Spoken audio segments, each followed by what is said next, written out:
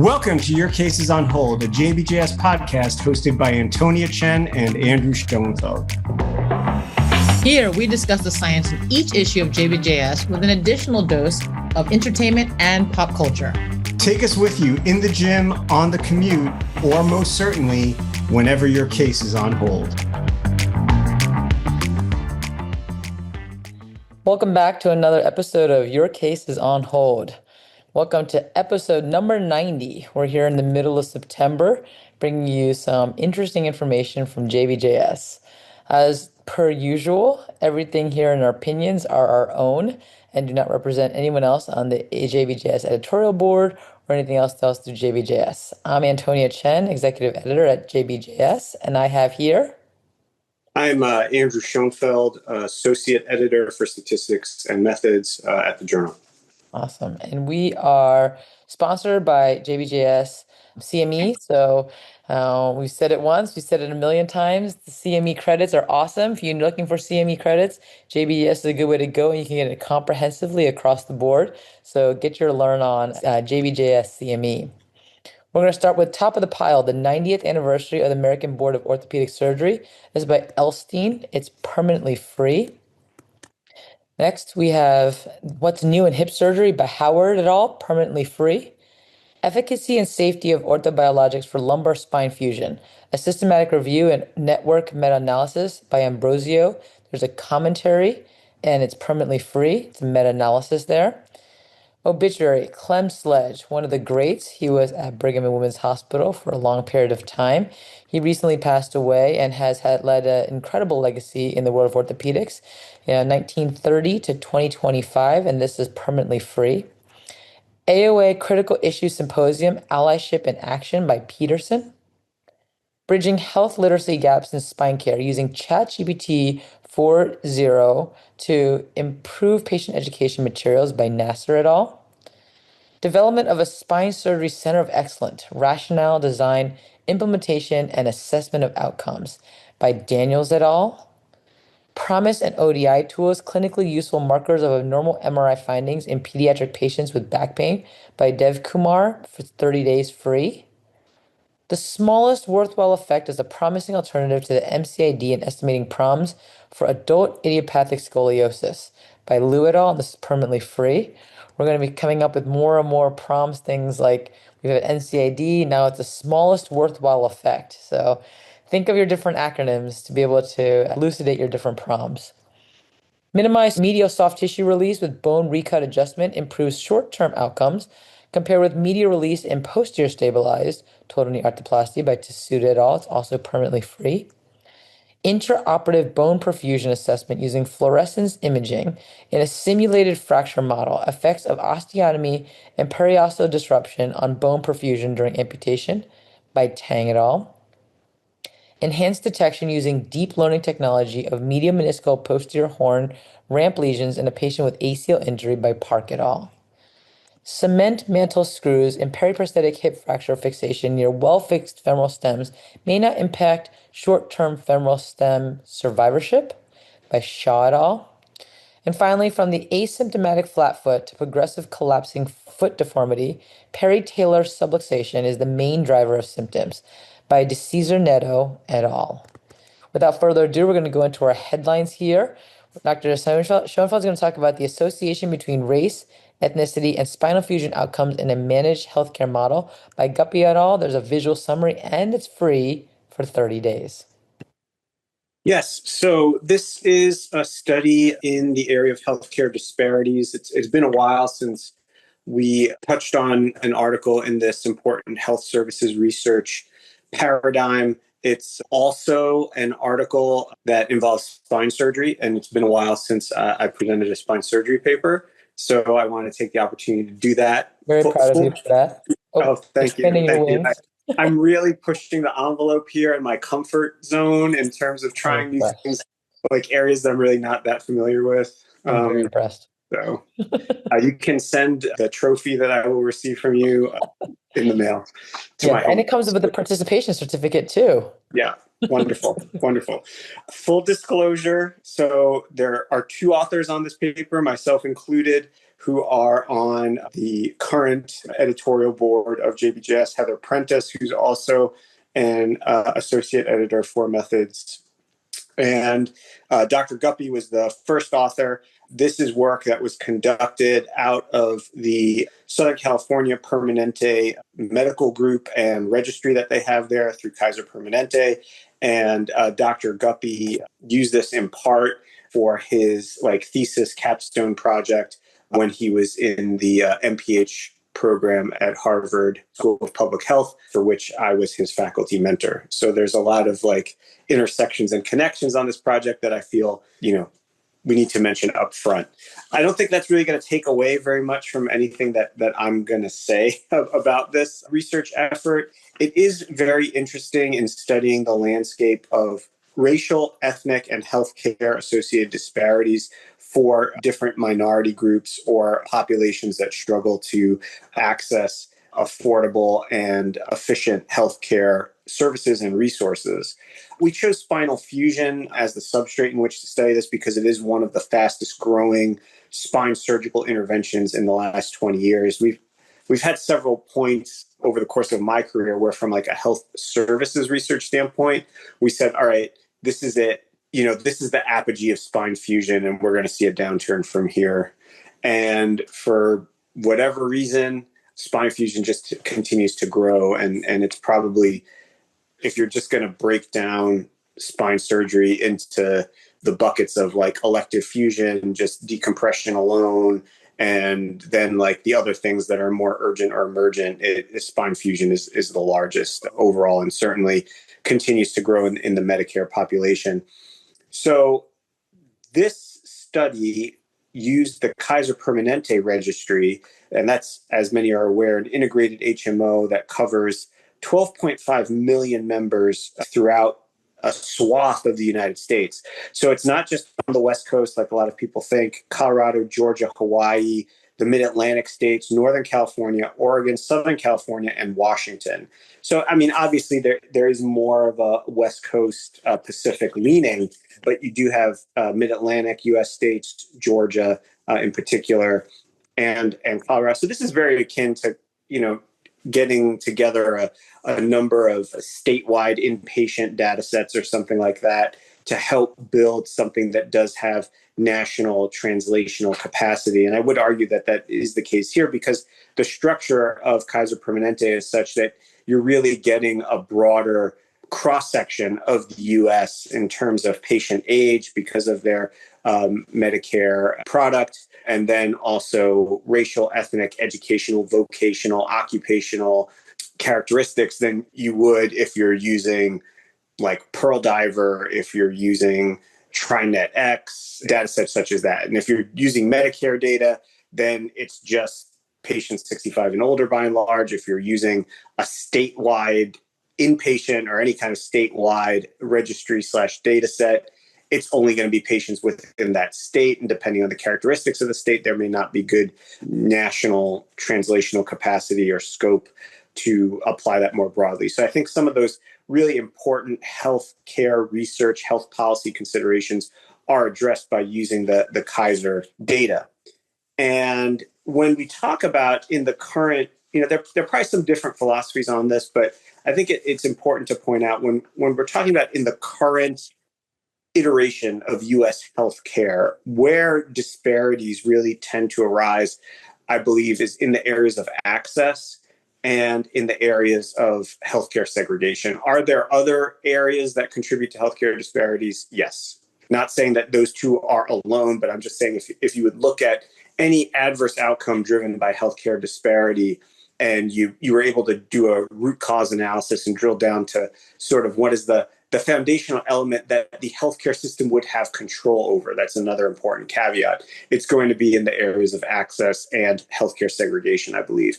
And just for those listeners, we've discussed healthcare segregation in the past, but for those listeners who are not that familiar with the term, what healthcare segregation means is that there can be a variety of mechanisms responsible, and those mechanisms may be different in different sectors and areas of the country. But what healthcare segregation means is that patients of be it minority or lower socioeconomic status, or a status that puts them at risk for inferior healthcare outcomes at baseline, basically don't have the means or the ability to navigate to a higher performing healthcare center. And they're basically funneled into lower performing facilities, be it just the facilities themselves are lower financially resourced, the providers that work there are lower volume providers, less experienced with the procedures that they're doing, and that's both on a provider and a hospital front. And all of these are just going to sort of culminate in sort of what we have described in other work that we're working on as the death spiral for healthcare services in a challenged resource environment. You have a sicker population with more comorbidities that cannot access other care. They're working with and being treated by providers who have lower volume, lower resources. That just increases the risk for inferior outcomes. You get the inferior outcomes, then there are insurance-based or government-based or third-party based penalties associated with that further impacts the financial resources, that affects the system as a whole in terms of also trickle-down effect on the primary care services that are provided to these patients. And then you're back to now a sicker population that has further challenges and obstacles and roadblocks to getting care. And then they're back in the system. So it's just this cycle that continues to repeat itself. And we wanted to see how this would be impacted through the universal care parameters afforded by Kaiser Permanente. And now the study includes over 40,000 patients who are undergoing spinal fusion. And we broke this down, as is in the Kaiser registry, to Black/African American patients, Hispanic patients, and Asian patients. Things are better in Kaiser Permanente. The bottom line is that there certainly is not complete equity in terms of outcomes across the populations that they serve. African American Black patients had a lower reoperation risk, and that was also evident for Hispanic and Asian patients, which is great. But Black and Hispanic patients had a higher likelihood of an ED visit within 90 days, and that's usually a marker for either access or, when you have an ED visit without readmission, that's usually a marker for access, or can also be that there were some disparities or differences in communication or difficulty establishing with your provider. It's basically a process marker for their issues in terms of post-operative care delivery that could be optimized. And then a higher likelihood of readmission within 90 days observed for Black patients, which also in some respects can go in line with that when you're having readmissions, but not necessarily associated with reoperations. So at the end of the day, despite equal access and a managed healthcare system, which should have a lot, and does, we know, have better operational controls on all of these parameters, the study continued to show some disparities among care received by Black and Hispanic patients in the Kaiser system. The study also does show that as compared to historical performance, the managed care network does do a better job reducing disparities. We saw this also in studies that we have done using the universal health system afforded by the military health system and their insurance product, TRICARE. So there's good face validity there.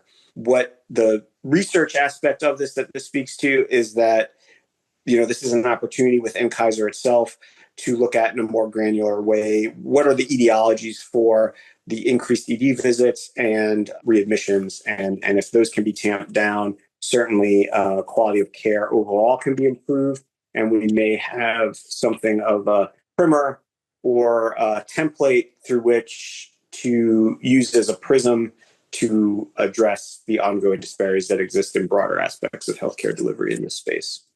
Completely agree. And I think some of it's like ED visits or education as well too, right? Right. So if people are more likely to be engaging in that, you can talk to them and be like, you have increased pain, you don't need to go to the emergency room, right? Call our number here. We'll see you in the clinic right away, that sort of stuff. But that education takes time, and some of it's cultural, right? You're like, well, my parents went to the ED, my grandparents went to the ED, like I'm going to go to the ED and I'll get seen, or I'm more likely to get seen because I don't feel heard somewhere else. All these sorts of things kind of play into it, but at least as you said, it raises awareness of this context. So makes a lot of sense. Absolutely. All right. So I'm going to talk about Not total knee replacements, but total knee adjacent because we're talking about meniscectomies.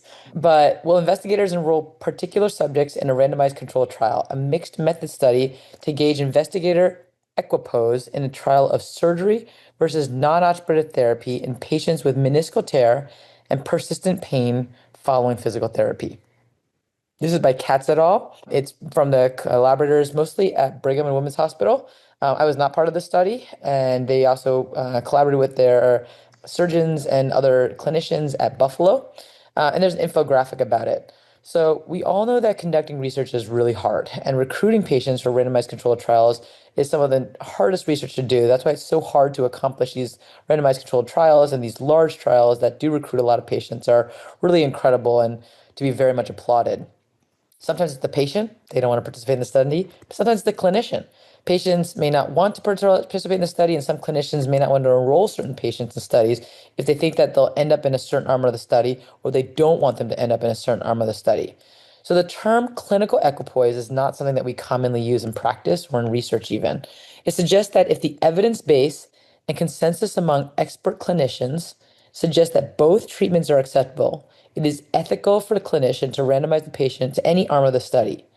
But if clinician investigators consistently fail to enroll eligible subjects, trial findings might be biased. So you want to have equipoise, but there's sometimes that equipoise may not exist. In this study, the investigators assessed investigator equipoise for enrolling subjects in a planned randomized controlled trial of surgery versus enhanced non-operative therapy for adults greater than or equal to 45 years old with a meniscal tear and knee osteoarthritis who remain symptomatic after completing a course of physical therapy. They use explanatory mixed methods of study with quantitative vignette components and explanatory quantitative component, and they reported methods using the COREC research criteria. So, subjects for this randomized controlled trial in the future, subjects in arm 1 will undergo a arthroscopic partial meniscectomy.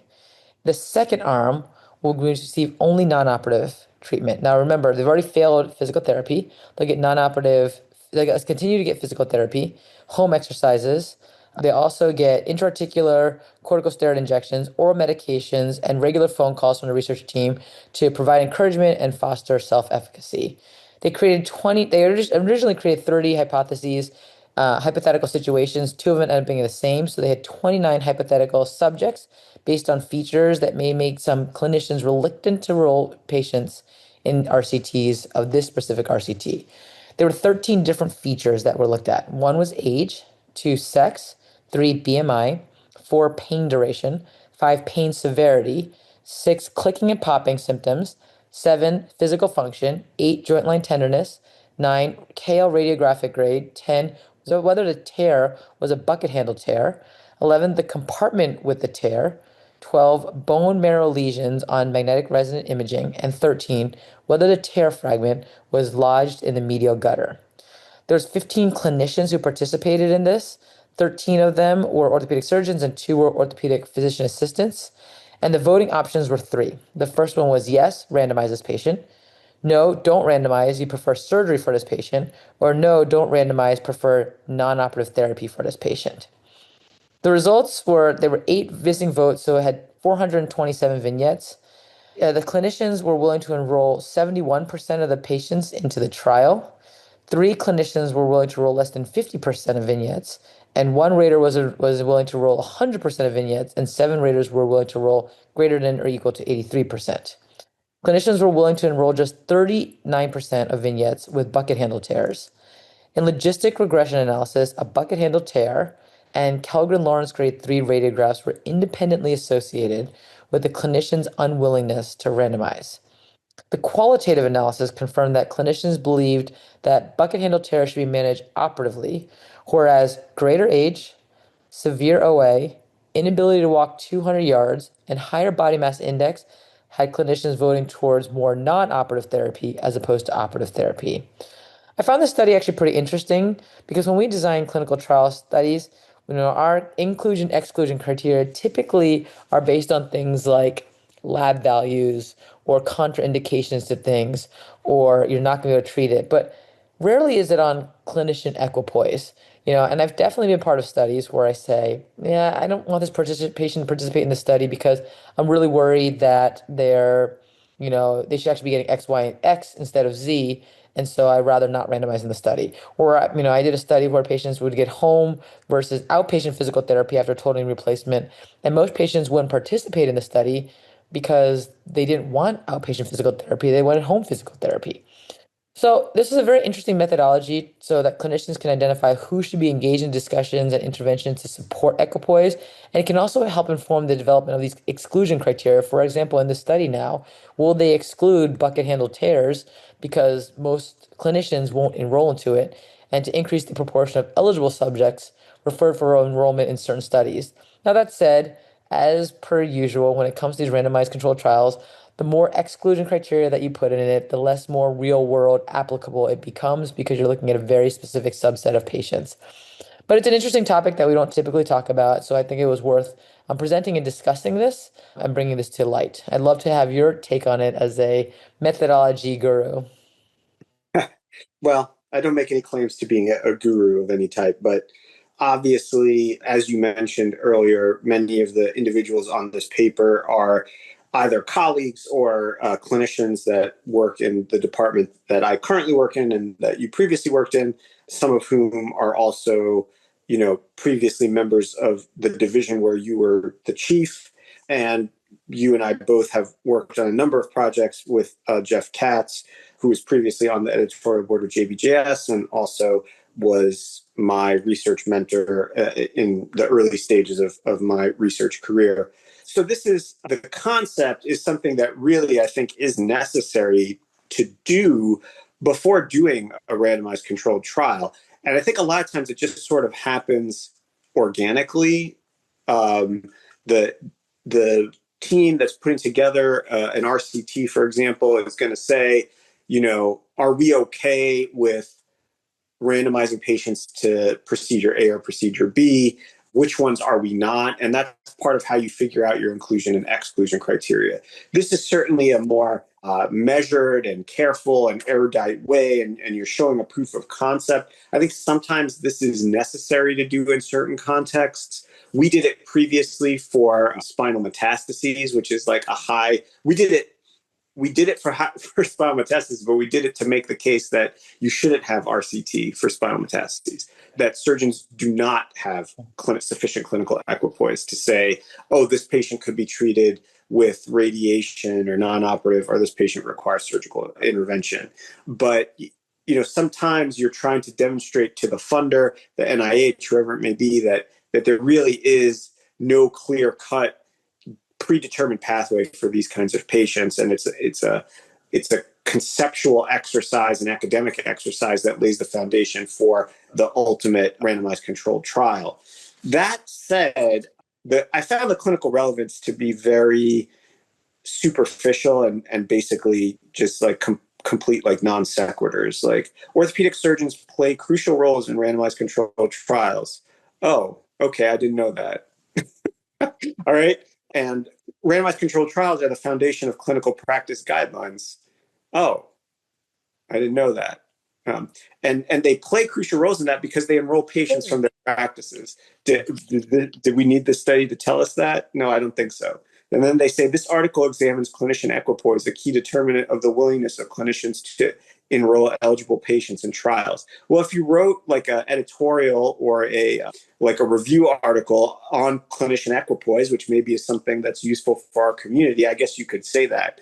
But this is supposed to be a study, and the clinical relevance of the study should not be about clinician equipoise, because that's not the purpose of the study. The purpose of the study wasn't to examine clinician equipoise. It was to use clinician equipoise to criteria of exclusion. Right, as the pivotal component of this two-pronged foundational element of a randomized controlled trial. So you had them working through the vignettes. You're not proving clinician equipoise. You're not studying clinician equipoise per se, other than studying it in the context of this investigator-driven trial of surgery versus non-operative therapy in subjects with meniscal tear. And also, I think so if somebody saw this and was like, oh, I want to do this for clinician equipoise in ankle fractures or in hip fractures or in any other kind of aspect of orthopedic surgery.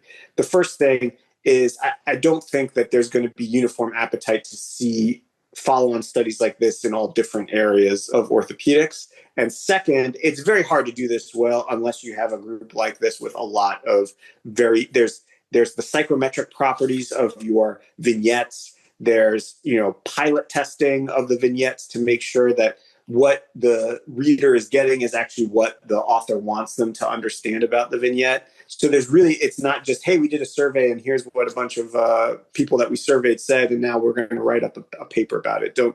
Cautionary tale, don't do that. I was going to say, like, this was interesting to turn something that you're probably doing as part of the study into a study. But I agree that you could do this for every single study, and that will not be publishable. Yeah. So, now I'm going to go into total joint arthroplasty, but this is the Your Cases on Hold featurette. So not because I said... Or the vignette. It could be the Your Cases on Hold vignette. To see if there's clinical equipoise around putting a case on hold. This is true. We can have a discussion about that. Is one of the criteria for that. So this is talking about weight loss before total knee arthroplasty was not associated with decreased postoperative risk by Sira et al. It's a study out of Mayo. And surgeons often recommend weight loss for patients with obesity before total knee arthroplasty with a goal BMI of 35 or 40. Typically, most places go with 40. In some places, they went down to 35, especially in like the UK and standardized care like that. However, it's unknown whether preoperative weight loss affects outcomes. So the purpose of the study was to determine how many patients with obesity lost weight before total knee arthroplasty to identify weight loss predictors and to evaluate if preoperative weight loss affected postoperative outcomes. Given the Mayo database, they had over 23,000 primary total knee arthroplasties between 2002 and 2019 and identified 3,665 patients who had a BMI of greater than 30. That's actually not a lot for being in Rochester, Minnesota, I thought, in that time frame, to only have that percentage of patients who had BMI greater than 30. And this was measured 1 to 24 months before surgery. And then their weight loss was the time before surgery, 1 to 24 months before, and the weight measured at surgery. And they use a definition of obesity, but the cutoff of 30. But again, as I was saying, some people use 35, 40, 45, even 50 for BMI cutoffs. The mean patient age was 68, 59% of patients were female. The mean BMI of patients undergoing surgery in this patient cohort was 36. The range was 21 to 64. So prior to 2 years of follow-up, 60 knees underwent revisions. 57 patients did die. There were 307 additional patients who had less than 2 years of follow-up. The mean follow-up for the remaining 3,241 cases was 6 years, range of minimum of 2 to 20 years. Weight change was calculated as a difference because I talked about the before and afterwards. The authors grouped patients by preoperative weight change to those who maintained preoperative weight. So maintaining preoperative weight was defined less than or greater than 5 pounds. And then gained weight, gained greater than 5 pounds, lost 5 to 10 pounds, lost 10 to 20 pounds, and lost greater than or equal to 20 pounds before surgery. They did univariable linear regressions evaluating weight loss predictors, and then univariable and multivariable logistic regressions and Cox proportional hazard models were used to evaluate the impact of preoperative weight change on these clinical factors: discharge, length of stay, operative time, periprosthetic joint infections, complications, revisions, and reoperations. Overall, 20% of patients gained greater than or equal to 5 pounds before surgery, 39% maintained weight, 17% lost 5 to 10 pounds, 15% lost 10 to 20 pounds, and 9% lost greater than or equal to 20 pounds before total knee arthroplasty.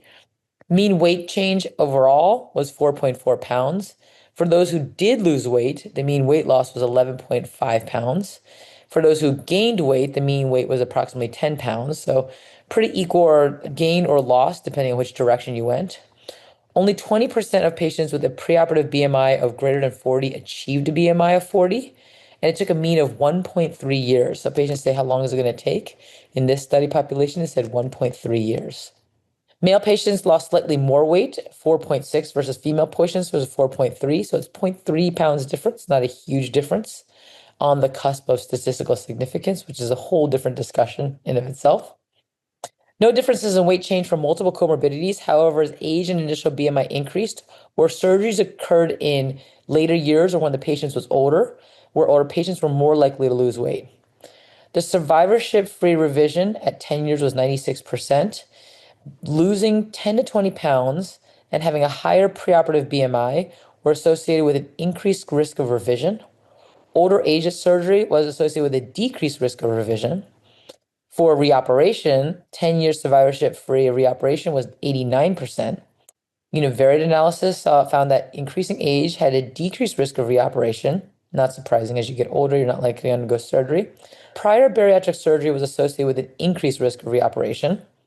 For infection in univariate analysis, losing 10 to 20 pounds was actually worse and an increased risk of PJI. So was greater Charleston comorbidity index. So more comorbidities meant more higher likelihood of having a PJI, and greater preoperative BMI had a greater risk of PJI.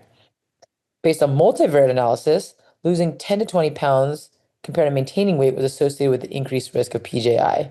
Patients with increasing CCI score and higher preoperative BMI had higher risk of PJI with multivariate analysis. And finally, gaining 5 pounds was associated with the increased risk of longer hospital length of stay and risk of complications. In multivariable analysis, gaining greater than 5 pounds was associated with an increased risk of complications. So, in conclusion is few patients lost weight before surgery. But what we don't know is how many patients were actually encouraged to lose weight. For my patients who are BMI of 30, I don't encourage them to lose weight. If they're BMI 35, I don't encourage them to lose weight. If they're just at 40, I might say it's good to maintain it below 40, but I don't ask them to lose weight. It's only my patients that are BMI greater than 40 that I actually ask them to lose weight. So it may not be surprising if patients don't lose weight if there's no intervention or encouragement to do so. And also the setting of BMI greater than 30 was pretty low. Losing weight before total knee arthroplasty didn't result in improved outcomes, but it wasn't stratified for higher BMI patients per se. So just the amount of weight loss versus the percentage of weight loss or the BMI, final BMI, were not taken into account in this analysis. So, surgery, it's good to maintain a healthy weight, but I do question the efficacy of applying this study only because of the metrics used with just pure weight loss prior to surgery. I agree with everything that you said. This is obviously from the Mayo Registry. It's a large data set, and they have 24,000 patients roughly over a 17-year time window, over which probably I would wager the focus, interest, and sensitivity to patient weights on both sides have changed dramatically. I would say from myself thinking back to 2002 when I was a fourth year medical student, and then all the way through residency, and now so many years after the fact, how people handle weight in the office, talking to patients, the idea of cutoffs that are a little bit more universal or broadly accepted, we'd say, than maybe they were 23 years ago. I think the biggest problem with this work here is that the way they present it like the narrative, and it could be just the way I'm reading it. If you read it differently, definitely jump in. But the way it's written, to me, they talk about patients, these many patients with this particular characteristic. So, for example, only 20% of patients with a preoperative BMI of greater than or equal to 40 achieved a BMI of less than 40. But there's a big caveat there that's not being mentioned. That's not all comer patients. That's patients who then went on to get a total knee arthroplasty. And so there's a huge selection and indication bias here that it's not effectively addressed in their analytic plan. And in some ways, the way they write the paper, it sort of ignores it. And I think that that's a problem, right? So every one of these patients was selected to have surgery, whatever their weight was, before or after. And those patients who came in and were deemed to be poor surgical candidates based on their weight, we'll say, and they said, no, we're not doing the surgery for you. You haven't lost enough weight. You haven't done this, or you haven't done that, whatever the determinations were, or they were told to lose weight. And they said, well, if I can't lose weight, I'm not coming back. They never showed up again because they didn't lose weight. You don't know anything about those patients. Or maybe they lost weight and then they said, oh, my knees feel better. I don't want the surgery. You don't know anything about those patients. So this is of patients who were ultimately selected to have surgery. Only 20% of those with the preoperative BMI achieved one of less than 40. And then your point is very well taken about, patients are likely only going to be motivated to change their weight through internal or external factors. Internal, obviously, being they want to engage in weight loss for whatever reason. External being a provider tells them it's not healthy for you to be at this weight, or it's not acceptable for you to be at this weight for us to move forward with the treatment that you want.